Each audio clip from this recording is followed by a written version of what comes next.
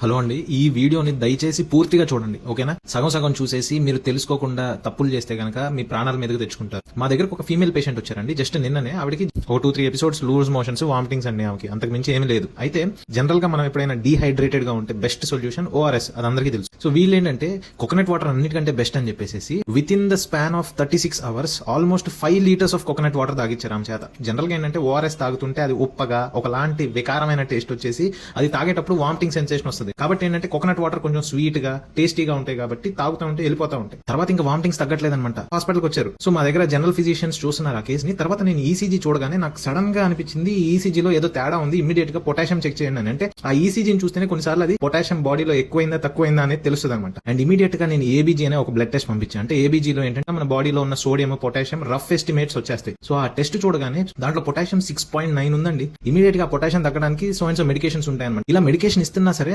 ఆవిడకి తట్టుకోలేకపోతున్నారు అనమాట. ఆవిడకి heart rate up and down అయిపోతుంది. సడన్ గా హార్ట్ రేట్ 50-55 వచ్చేస్తుంది. తర్వాత హార్ట్ రేట్ పెరిగిపోతుంది. తర్వాత ఎరిథమియాస్ అంటారు, అంటే హార్ట్ రేట్ ర్యాపిడ్ గా కొట్టుకోవడము. ఎక్టోపిక్ బీట్స్ అంటారు, వెంట్రికులర్ ఎక్టోపిక్స్ అంటారు. అసలు లిటరల్లీ మీరు నమ్మరండి, ఈ స్టేజ్ లో one small mistake will lead to the death of that patient. Potassium ఎంత డేంజరస్ అంటే బాడీ నార్మల్ గా ఉండే మనిషికి నార్మల్ గా పొటాషియం 3.5 to 5.5 అరౌండ్ అప్రాక్సిమేట్ గా ఉండాలి. నా పొటాషియం కనుక 2 గానీ 1.5 గానీ అయితే నేను చచ్చిపోతా. ఆ పొటాషియం కనుక 7-8 వెళ్ళిపోయి కొంచెం ఎరిథమియా వచ్చిందంటే నేను చచ్చిపోతా. అంటే బాడీ మొత్తం నార్మల్ గా ఉండి ఓన్లీ పొటాషియం వల్ల చచ్చిపోతారండి జనాలు. ఇది తెలియక జనాలు ఎండాకాలంలో డీహైడ్రేట్ అవగానే కొబ్బరి నీళ్ళు మంచి అని పల్లెటూళ్ళలో కూడా అండి వడదెబ్బ తగిలిందని చెప్పేస్తే ఓఆర్ఎస్ తాగిచ్చండి. ప్రతి గవర్నమెంట్ హాస్పిటల్, ప్రతి పిహెచ్సీలో ఉంటే, లేకపోతే ఫార్మసీలోకి వెళ్ళి ఓఆర్ఎస్ పౌడర్ అండి. దయచేసి ఓఆర్ఎస్ డబ్బాలు, టెట్రా ప్యాకులు తాకండి. అవి కాదు, పొడిని నీళ్ళలో కలుపుకొని 1 లీటర్ బాటిల్లో నీళ్ళలో కలుపుకొని తాగే ఓఆర్ఎస్ ప్యాకెట్స్ ఉంటాయి. 100 ml ఓఆర్ఎస్ లో అరౌండ్ 20 milligrams ఆఫ్ పొటాషియం ఉంటుందండి. కానీ అదే 100 ml ఆఫ్ కోకోనట్ వాటర్ లో 250 to 280 milligrams ఆఫ్ పొటాషియం. అంటే ఎంత ఎక్కువ తాగారంటే ఆవిడ 5 లీటర్స్ ఆఫ్ కోకోనట్ వాటర్ లో అరౌండ్ 14,000 milligrams ఆఫ్ పొటాషియం ఉంది. అంటే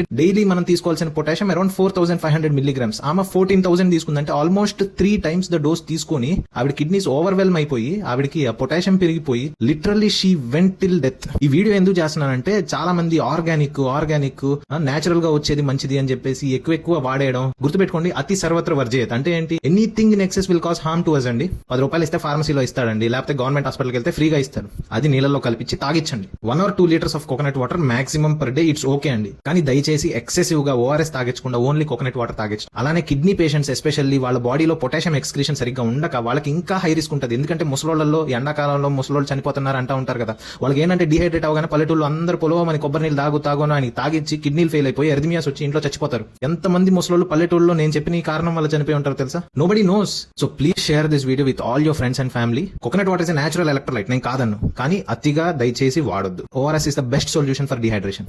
share this video with all your friends and family.